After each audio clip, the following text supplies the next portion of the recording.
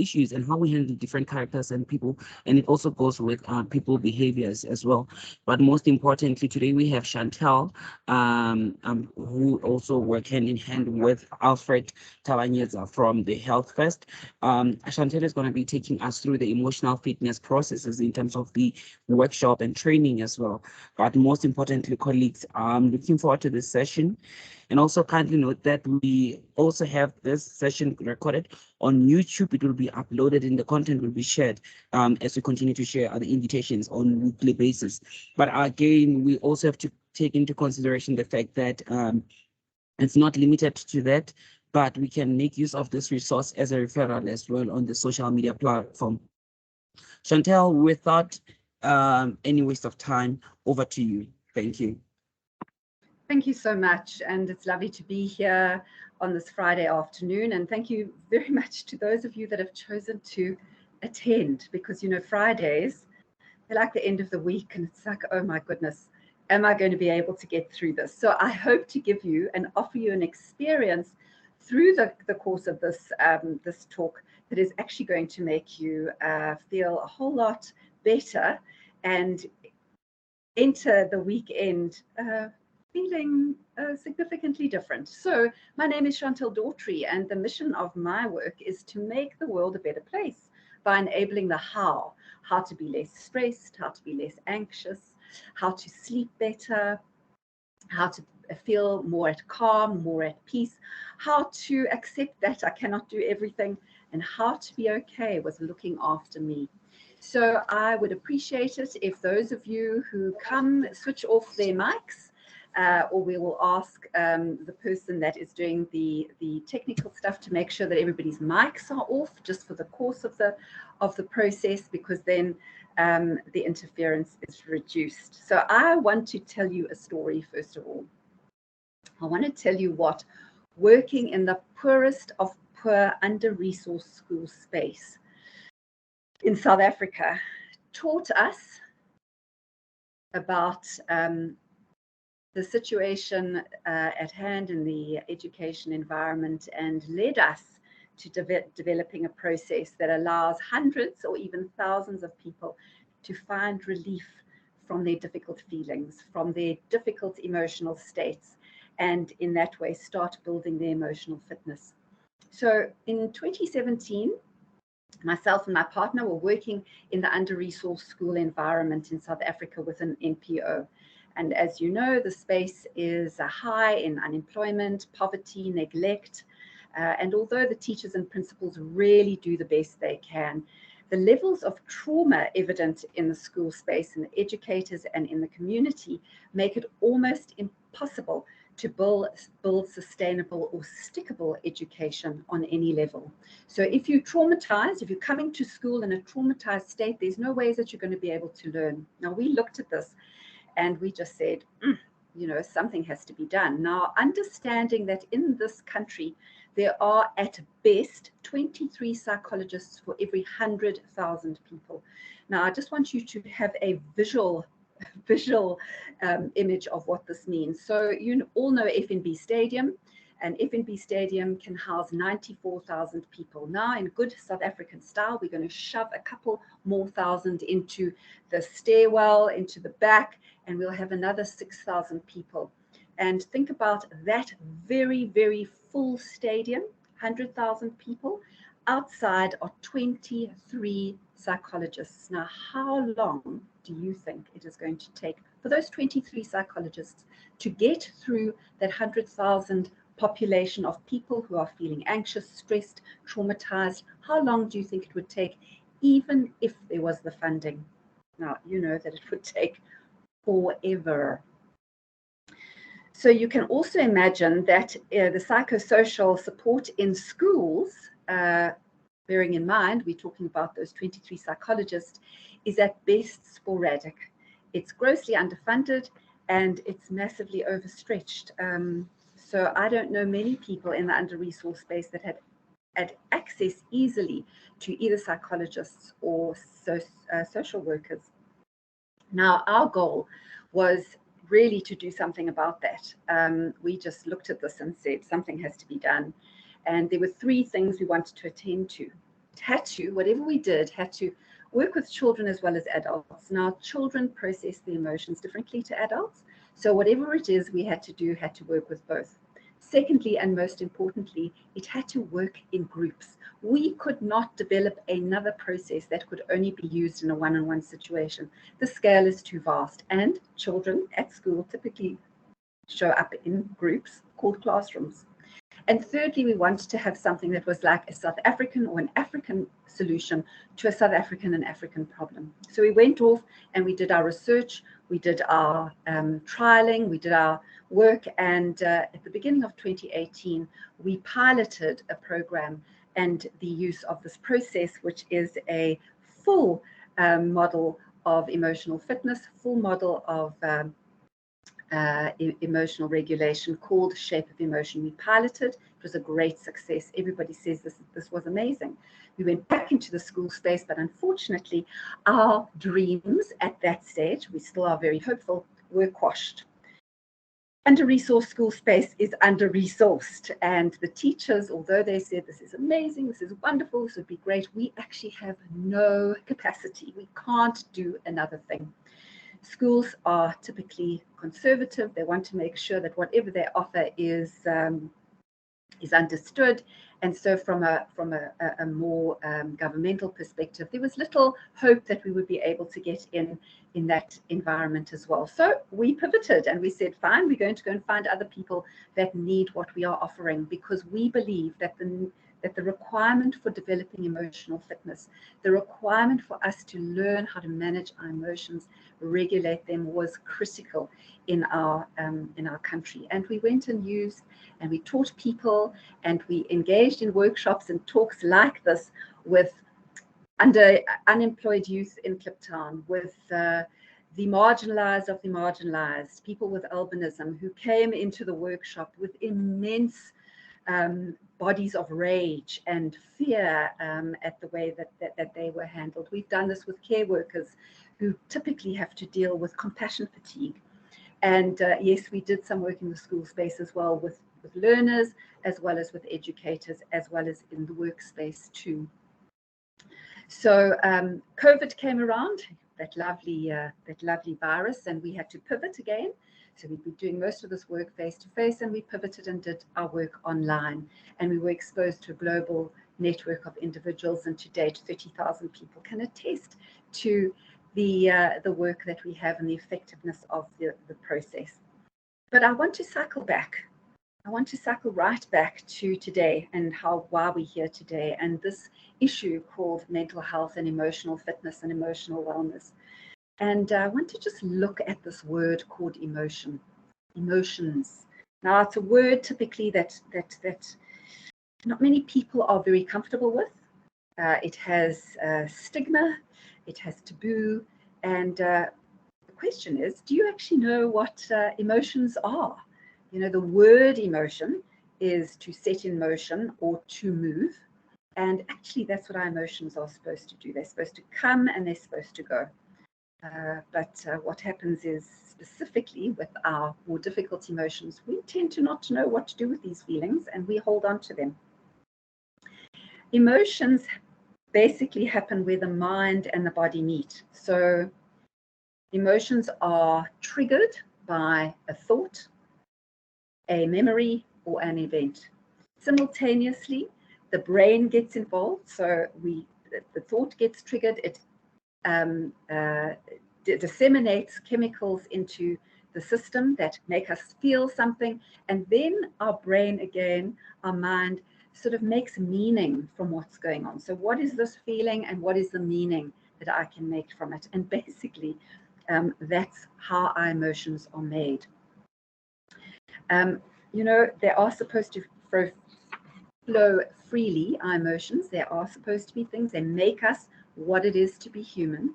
But typically we have, and I am generalizing, but most of us in this country particularly have been socialized, our culture, our education, the work environment as well has basically said, you know, emotions are messy. We specifically not that comfortable with difficult emotions. We don't want to really engage with sadness, despair, depression, anger, maybe, but not too much. We certainly don't want to hear about you being over anxious because it makes us feel uncomfortable as well. And even the positive emotions, you kind of allowed to have them for a short period of time, and then you must like settle down. So you're only allowed to be too happy. You're only allowed to be too joyful for a period of time. And then, best that you're just kind of okay and sort of even. And, we're not like that as human beings. We have emotions that are up and down. And one of the big things that many of us have to deal with is this thing called stress. Now, I wonder if there is anybody on this webinar that has not been stressed in their life.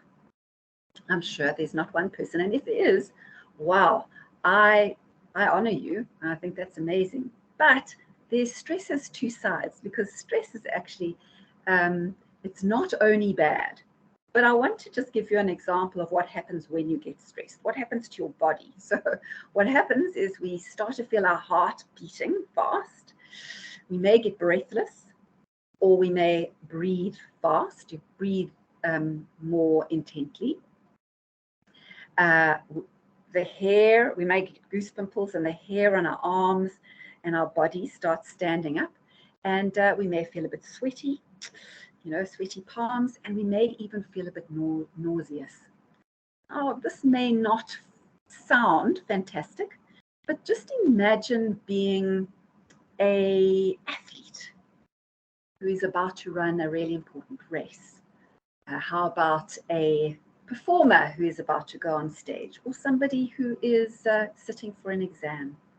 Now, that athlete could feel anticipation and excitement when they get into those blocks to start their race. The performer could feel like butterflies in their stomach before they step onto the stage. And the person sitting their exam, because they have prepared so well, may actually be feeling a level of anticipation and drive, because they know they've performed well and they want to do well. So stress in this instance is actually positive stress. It's the stress that motivates us. It's the stress that boosts us, that gets us going. And we feel energized and motivated to move because we know that this is something that we want to do and can do. So this positive stress is known as eustress. Obviously, most of us know the negative stress that we encounter, and the negative stress, if we don't deal with it appropriately, can cause us illness. It can cause us physical illness if we don't attend to it, and obviously it affects our mood and our behavior. So the surge of the stress, which is actually your body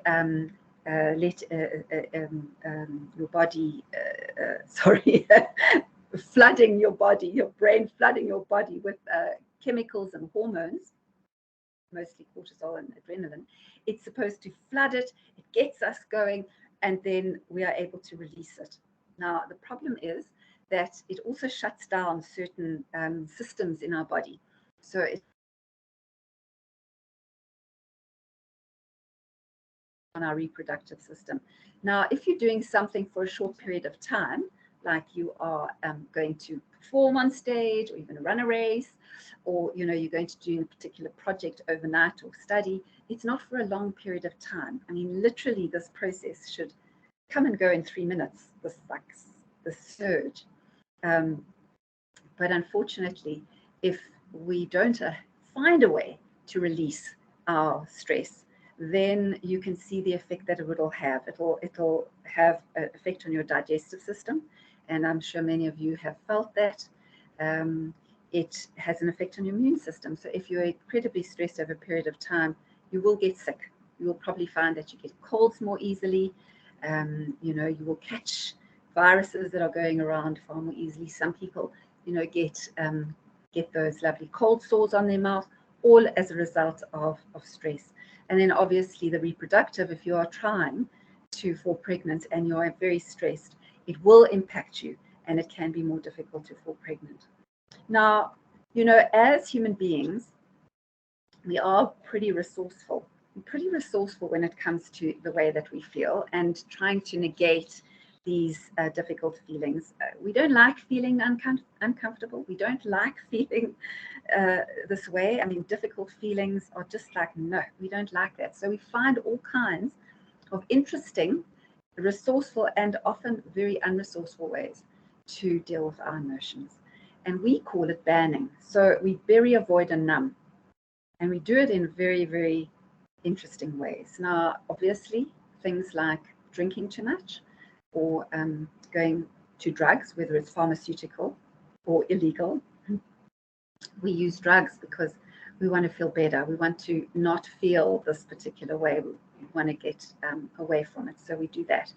We also reach for those lovely sugary foods, you know, the donut or the fast food, the oily food. And, you know, unfortunately, those foods actually they have this initial spurt, and this makes us feel great. And then obviously afterwards, we don't feel so great.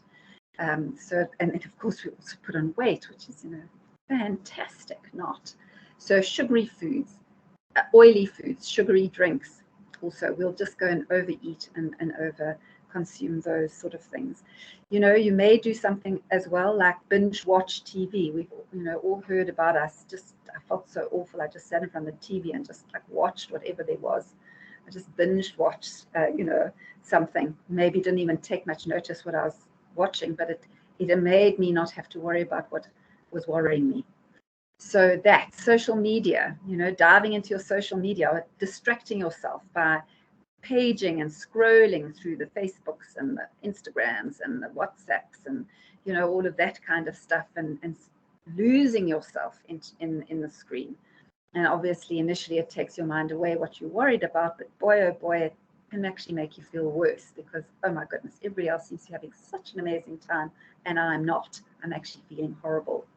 Another way that we ban is through playing online games, computer games, and retail therapy. You know, going out and spending money has that initial dopamine high, and then obviously you get your bill at the end of the month, and it's not so high off, you know, in the end.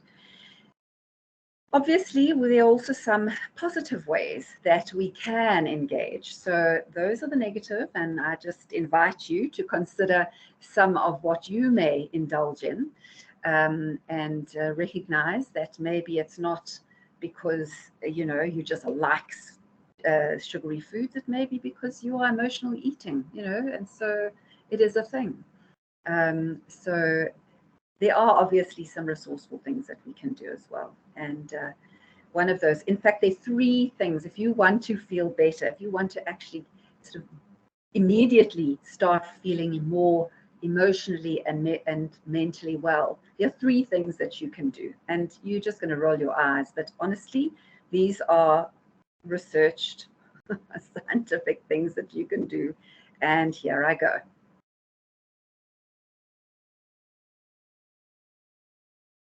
You knew that was coming too.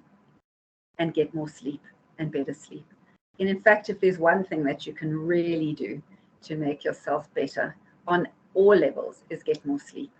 It really is one of the most important things for us to do, and we probably give it the least respect. So eat better, exercise, and get more sleep. But you know, when you're stressed and in the moment, you need to do something right here and right now. And so some of the things that you can do, I'm going to just walk you through some of them, is to move. So get up and move. Hopefully outside. Hopefully you can walk for a period of time. But you know, and hopefully it can be in nature. Walking consciously, just moving your body is really, really important, and it just allows for the chemicals and the hormones to actually move. So as you move, it also helps you to release some of those chemicals and hormones as well. So going for a walk, and preferably in nature, and then when you're in nature and you're able to engage, to also kind of be conscious. So not walking and worrying, walking and taking notice, like what is around me, what can I see, what am I feeling? Am I feeling the wind on my arms? Am I listening to the birds or the traffic? Can I smell any scents? So bringing yourself back to where you are, and focusing on those things rather than running this narrative in your head, which is causing you so much stress. Another good way to work through your emotions is to journal, to reflect about what has happened, but not to sort of get embroiled again around all the stuff that is happening, but rather to get it out and then potentially to start looking at some solutions and ways forward. As I've said about getting active and having some exercise is really important, and we've spoken about just getting up and walking. But otherwise, if you're able to, at the end of the day, go to gym, go and do some exercise, go for a run, that's also really good for stress release too. Meditation and mindfulness-based practices have proven to be very, very useful. I'm going to take you through one, which is mindfulness-based. It just helps to focus on something different, to get some calm, some quiet. Yes, your mind may still be running 10 to the dozen, but just allowing yourself to breathe, to just be in a space where you are centered and quiet really does help as well from a stress relief perspective. Prayer is another one, which is also mindfulness-based, is useful to engage in. And then, of course, speaking to a trusted friend, a trusted colleague, going to a therapist, seeing a coach. These are all things, mentor, somebody that you can go to for advice, are all things that are important to be able to also unpack. Because sometimes when we feel particularly overwhelmed, it just feels like I actually can't see the words for the page. And it just gets too much.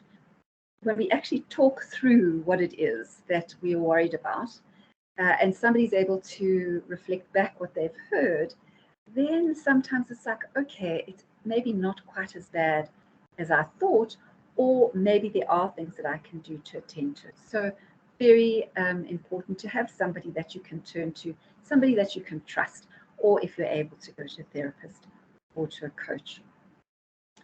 There's another thing which it doesn't cost any money, hopefully, can not cost money, and that is getting creative. When we are creative, we're focusing again on what we love to do. So whatever that creativity is, whether it's drawing or painting, whether it's writing, whether it's baking, making stuff, sewing, knitting, crocheting. Crocheting is one of my things at the moment that I love to do. Whatever it is that is writing stories, playing, musical instruments, whatever it is that just takes your mind into a different space, just allows you to get into the flow, massively relaxing and very, very therapeutic. If something happens right here, right now, and you need to do something where you can actually sort of disengage from the experience, is something called the stop exercise. And the stop exercise literally says, stop what you're doing. So whether it's on your computer or whether it's marching down the passageway or whatever it is, it's just stop. Take a breath. Breathing in and out allows us to regulate our parasympathetic nervous system. So you take a breath. You then observe what is happening around you. So you see, what is it that's happening? What can I see? What can I notice? What can I smell? What can I see? What can I hear? And then you proceed. I would put something in between the observation and the proceed, and that is also to consider what it is that you're grateful for. Just a moment. So in that moment when you've stopped and you've taken a breath and you've just connected with what is around you, also to just come back to, like, what is important? What, can I be grateful for in this moment right now? And it might be something really, really small. It might be, I'm really grateful that I'm out of my office. I'm really grateful that the sun is shining. Whatever it is, it just takes your mind, it disengages your mind from that thought process that is going on and on and on and on, and that feeds the stress that we're going through.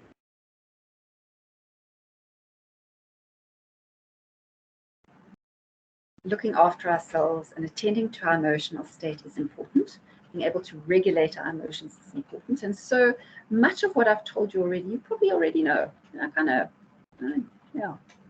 Question is, why don't we do it more? Why don't we do it better? And in our experience, there are two reasons. First reason is, I don't want to. I don't think I need to. I'm not interested. And that's cool. And maybe 80% of you here might be thinking that. Look, I don't really need to worry. I think I'm cool. I'm okay. The other reason is because we don't know how. None of us, certainly I wasn't taught about emotions at school, never mind how to regulate them.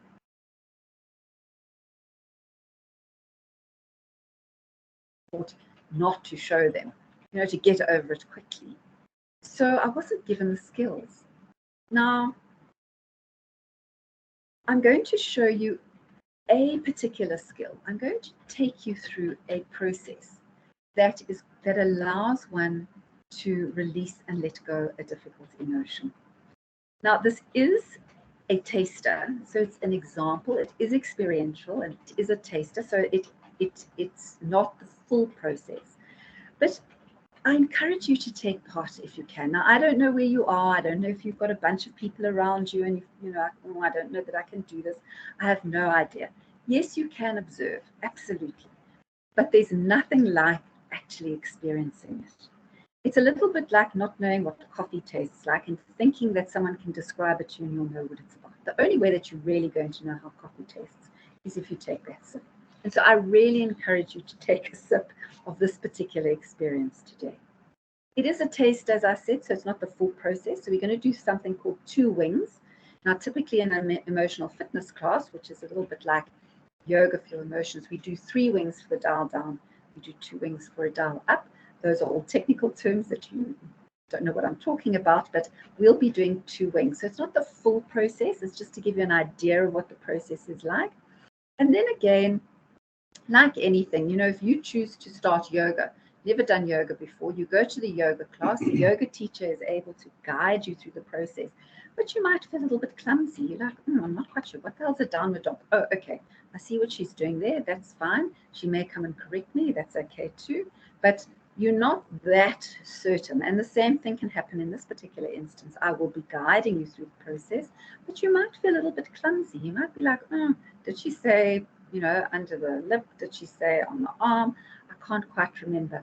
So you may feel a little bit clumsy, and that's absolutely okay.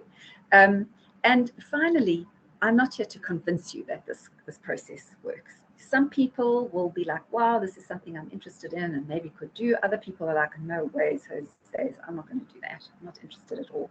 But I'm not here to convince you. I'm not here to say, try it and I think that it's going to work first time, because it might not. When we do something new, sometimes we get quite anxious. And so in that anxiety, our mind is going and we can't focus on what we need to do. So that's the one thing. If we are too much in our heads, then it's not going to work. So if it's like, why is she telling me to do this? Trying to work out what's going on and be too intellectual, then it's not going to work either. And again, that clumsiness, that feeling of, I'm not so sure whether I'm doing it right, because, as adults, we love to get things right first time. We love it. I don't know why we think we can, but we really do believe, I want to get this right first time. You're not going to. You may get a fantastic experience, but, we typically don't get things right first time. We don't have to practice. But again, we've been socialized into believing we should get it right first time. That horrible, red pen mark. Don't want that. Should be encouraged to have lots of red pen marks, because that's the only way we really learn. So you might be anxious about getting it right. And honestly, I would just ask that you enter into this process with playfulness, that you enter into this process with curiosity. What is this all about? Let me see, let me try. And if you've got people around you, gather them around you and just say, come, let's try this. Let's see what it's all about. And let's play a little and see where it takes us. So again, also, it is late in the afternoon. You may feel quite drowsy. You may have had a big lunch. You may have had too many stimulants. You may be sitting with, a sugary drink under your belt, maybe too many coffees, and stimulants. Too many stimulants can also interfere with the process as well. So just the T's and C's before we start. Okay, so the process that I'm going to take you through is called Shape of Emotion, and it has 4 steps. First thing I'm going to ask you to do is I'm going to ask you to feel a feeling. So feel a difficult emotion, a difficult feeling that you wish to release and let go of. It doesn't, in fact, it mustn't be huge. It mustn't be like some big, huge thing that you've been sitting with for years and years and years. That wouldn't work necessarily, and often we need to work one-on-one with those things. But, I'm itchy and scratchy. I actually want to get this over and done with. Or, somebody shouted at me earlier and I'm still hanging on to that. Or my kids irritating, whatever. Something that you'd feel relieved of if it was no longer there. So you're going to be asked to feel that feeling, then find where it shows up in, on, or around your body, because our feelings are somatic sensations in our bodies. And this feeling will show up in your body. Now, for some people, this step is quite an eye-opener, because there really wasn't a realization that our emotions showed up in our body. So, it may be the first time that you really connected to an emotion, and you realize that it shows up somewhere in your body. The third step is I'm going to ask you to mindfully and with curiosity, hopefully with your eyes closed if you can, or lowered, to go inwards. This is the mindfulness-based part, and to observe what that emotion looks like. And it could be anything. It may take a while for it to show up. It may take, it may be like, what am I supposed to be seeing? You're not supposed to be seeing anything in particular. It's what shows up for you. And it could be anything. It can be a geometric object. It can be 2D, 3D. It can be more natural. It can be organic. It can even be like mist or like water. But it's your image. So it could be absolutely anything. So I'll lead you through the process of observing that. And then finally, we're going to do something which is called touch to release and let go. And I'm going to take you through the touch points, because I'm going to ask you just to lower your gaze or to close your eyes. And in that sense, you're not necessarily going to see where the touch points are, although you can always open your eyes to have a look. So I'm going to take you through the touch points now, so that you know where they are. I'll take my glasses off, because some of the touch points are around the eyes. So I'm not going to be able to read anything on the screen. Hopefully there's nothing that I'm going to need to attend to while my glasses are off. So I'm going to take my glasses off, because some of the touch points are around the eye. So you use the tips of your fingers, and you can use any hand, and you can swap hands at any time. So the first touch point is here where the eyebrow meets the nose, just right there on the orbital bone. And if you'd like, you can do this with me so that you can get a felt sense of where the different touch points are. Moving over your eyebrow to the outer edge of the eye is the second touch point, also on the orbital bone, and then under the eye. Next, you move to under the nose, just above the top lip. And the last one on the face is under the bottom lip, just above the chin in this little indentation. Next, you move your hand and you feel for the little indentation under your collarbone, and place your hand under the collarbone. Next to the crease in front of the elbow on the inside, and you place your hand on your forearm. Move to your wrist and cover the pulse point, and then to the hand, covering each finger in turn, giving it a little squeeze and making sure that the top part is covered. So thumb, first finger, middle finger, third finger, little finger. And finally, clasping your hands together like this, so the edge of the palm is covered. Now, from the first touch point to clasping your hands together is called a wing, and as I said, we're going to do 2 of those wings. Now, what happens when you touch these touch points is you're actually activating the parasympathetic nervous system, so that in and of itself is going to make you feel calm. You also may get some other expressions of releasing emotion, like yawning. You may yawn. You may feel the need to sigh. You may sniff, sneeze, cough. Your tummy may rumble. You may shudder. You may even feel a little bit tearful. Now, you may feel absolutely nothing as well, but just so that you're aware that these things may occur, and not to be alarmed or not to think, Oh, why am I yawning? That's a bit odd. Strange time of the day to yawn. So just to be aware of that. Okay, so I'm going to ask you brave souls who are going to take part in this to just get comfortable wherever you are, whether you know in your seat. I'm assuming you're all sitting. And just check where your feet are. You know, uncross your legs and just feel how your body is sitting in that seat. Sit upright if you can, so that your spine is nice and straight and you're sort of alert. And yeah, just get a sense of how you are. You can release your shoulders because you're probably feeling a bit straight, a bit tight at this stage, and also your jaw. Loosen your jaw. We tend to keep a lot of stress in our jaw as well. I invite you to just close your eyes and lower your gaze and take a deep breath in through your nose and out through your mouth. And again in through your nose and out through your mouth. And now I'd like you to access and feel that difficult emotion, that what you may call a negative emotion, that you wish to release and let go of today. Now, you may know it by its label or name, but you don't need to label it in this particular practice. You just need to feel it. And so I invite you to feel it and to notice where, as you are feeling it, it shows up in, on, or around your body.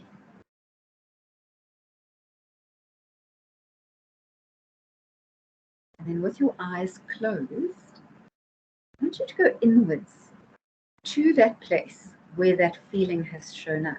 I want you to observe what it looks like. So just go there and just wait and see what shows up. See if you can notice any colors, if you can notice any shape or form.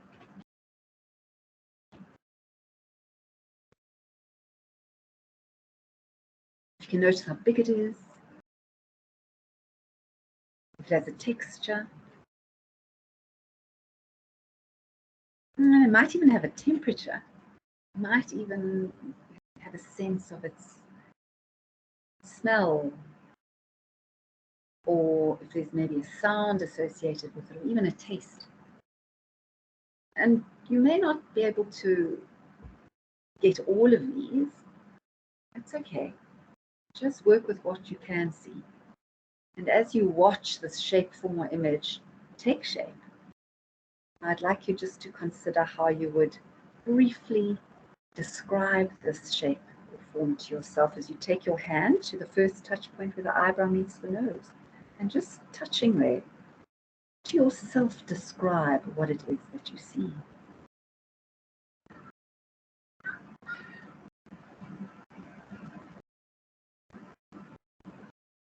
And then moving over your eyebrow to the outer edge of the eye, describe to yourself where this shape, form, or image shows up.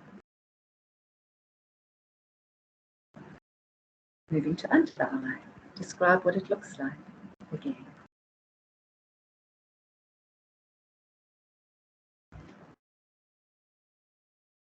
Under the nose, describe to yourself where it is.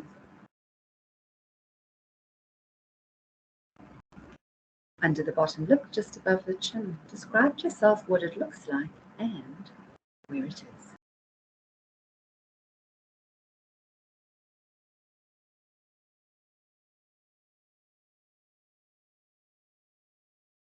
And then taking your hand and placing it under your collarbone, say out loud, even if you just have to whisper it to yourself, because then you can hear the words. I release and let it go.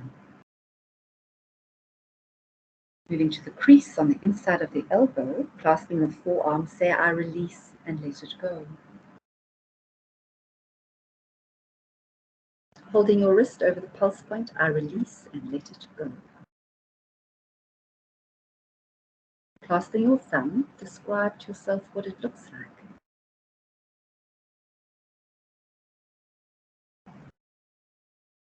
First finger, where it is.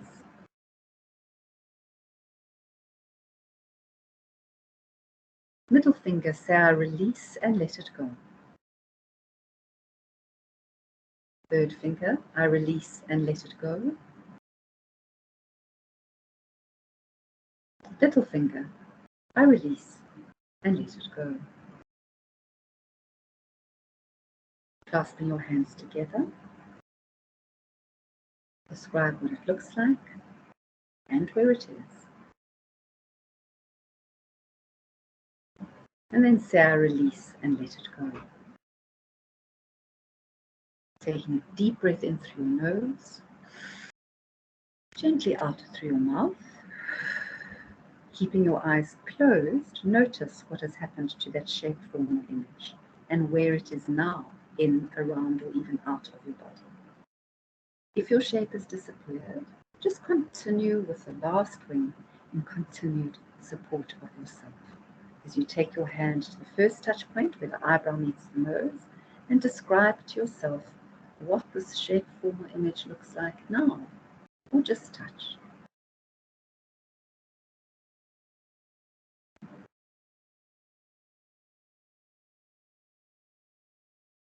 Moving to the outer edge of the eye, where it is now, or just touch.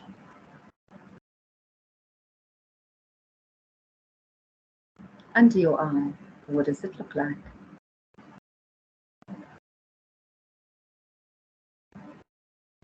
Under your nose, where is it?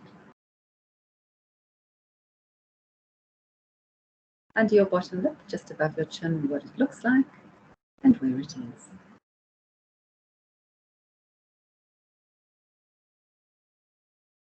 And taking your hand and placing it under your collarbone, say out loud, I release and let it go. Into the crease on the inside of the elbow, clasping your forearm, I release and let it go.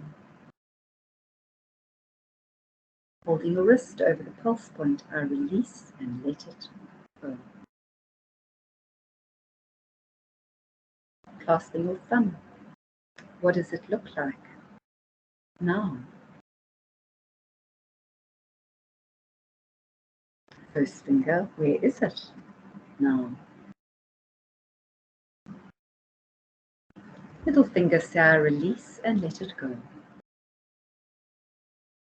Third finger, I release and let it go. And little finger, I release and let it go.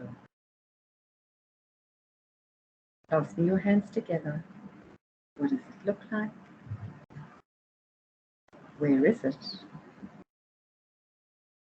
And I release and let it go.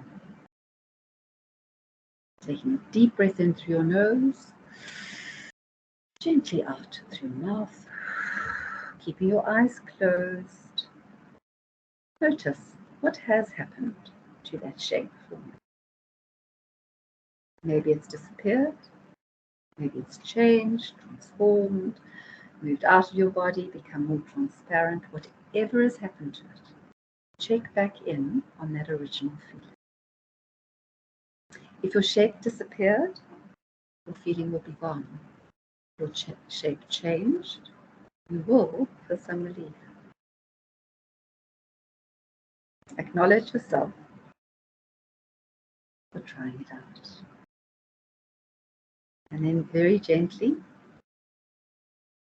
move your fingers and move your toes. Slowly, slowly open your eyes and come back into the room. And now I've put my eyes back on too. So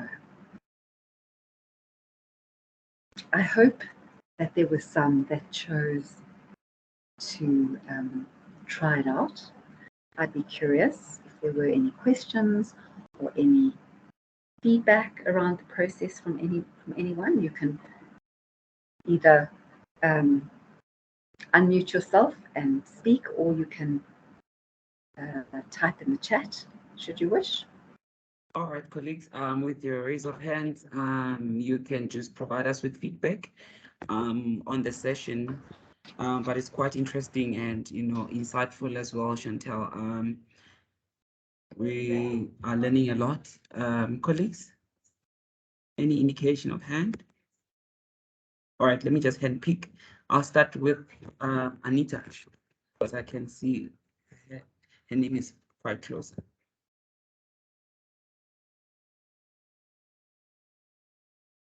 Anita, can you give us a feedback? Hi. Yes. Hi, colleagues. Sorry, I was talking when I was muted. All right. I must say some of those, what did you say, side effects of yawning and feeling a little bit drained, but it was quite relaxing. It's definitely something that I can do on my own just to help alleviate stress, especially after like a long, hectic week. So thanks so much, Chantal. It was useful. You're welcome, Anita. Thank you for that feedback. Witumelo, any feedback from your side?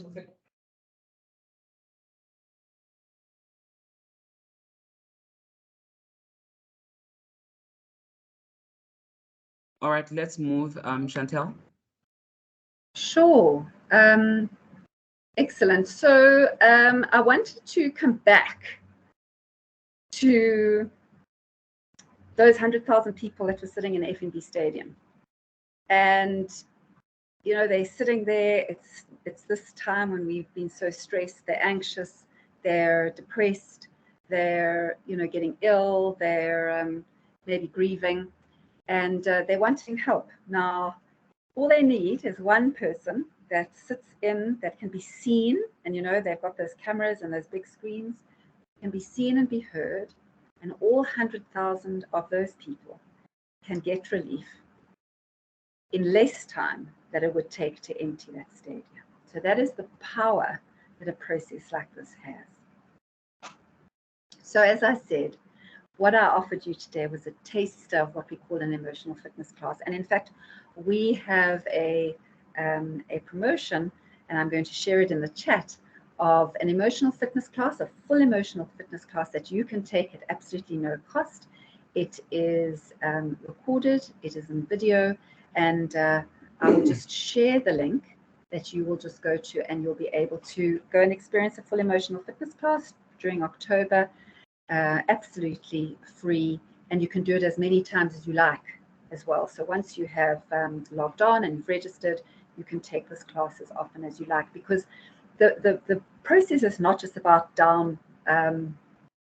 it's not just about down regulating a difficult emotion. What we also do is we upregulate a supportive emotion, and we say it's supportive because, you know, not all emotions are necessarily positive, and if you're feeling really, really depressed, it's going to be really hard to find a positive emotion, but you could find a supportive emotion like calm, peace, tolerance.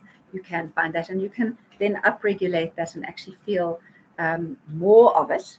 And then the final part of the emotional fitness class is something called Seeding Equality, which really looks into how we fit in the bigger scheme of things in our worlds. So I've shared the link, and I encourage you to take part in that as well. Building emotional fitness is really a process. It's not an event, and it's a little bit like building physical fitness. This is not something that we just, you know, do one emotional fitness class or go to one yoga session or do some breathing, and boy, we now absolutely fine. It's a lifestyle. It's like, if we want to be fit, if we want to be healthier, we need to do things differently. And building emotional fitness is the same thing. It is a process, and it's multifaceted. And our framework of emotional fitness has 5 pillars, and those pillars cover thinking, which is actually about lifelong learning and development, thinking, moving. I spoke about moving earlier. Nourishing, and it's not only about what we put in our mouths and our bodies, but also about how we take care of ourselves and how we do things that make us feel fulfilled, like the creative pursuits. The relating, which is how we relate. We are societal human beings. We need to be with others. So relating is the fourth one, and the final one is feeling. And in the feeling pillar is shape of emotion. That's one of the things that you can do, because it's about dealing with and managing our emotional state.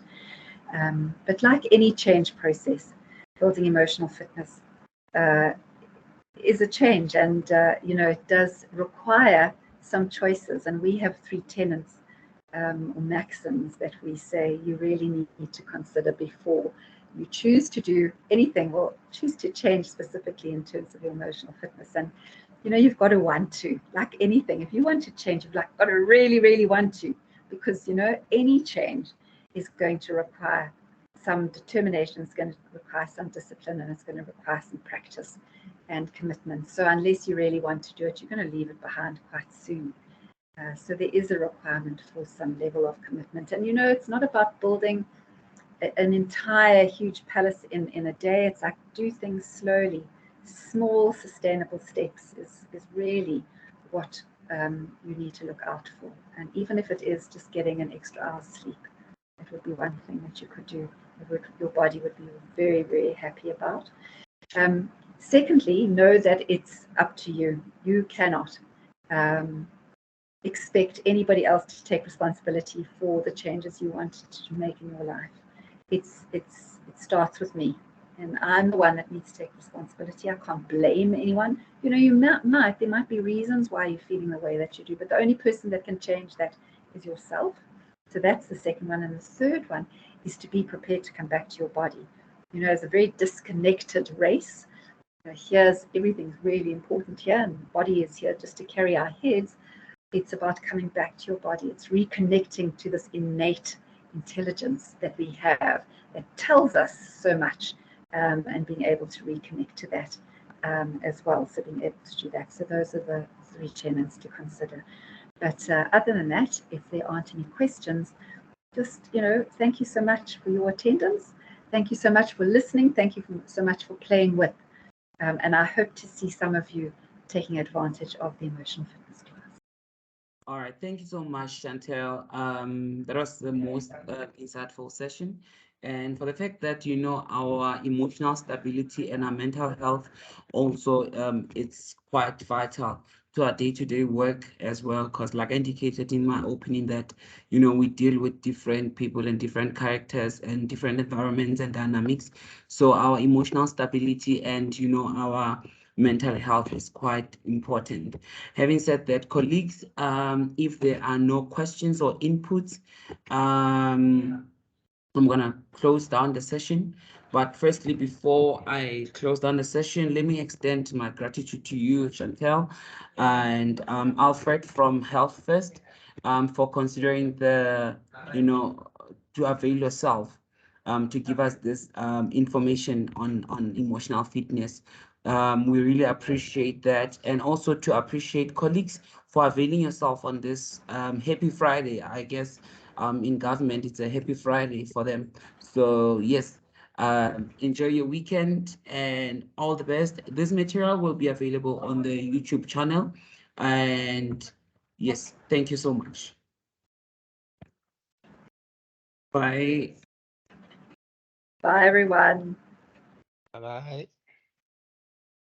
Yeah, take care, Bye, everyone. everyone. Thank you. Thank you. Thank you. Bye. Bye. Bye.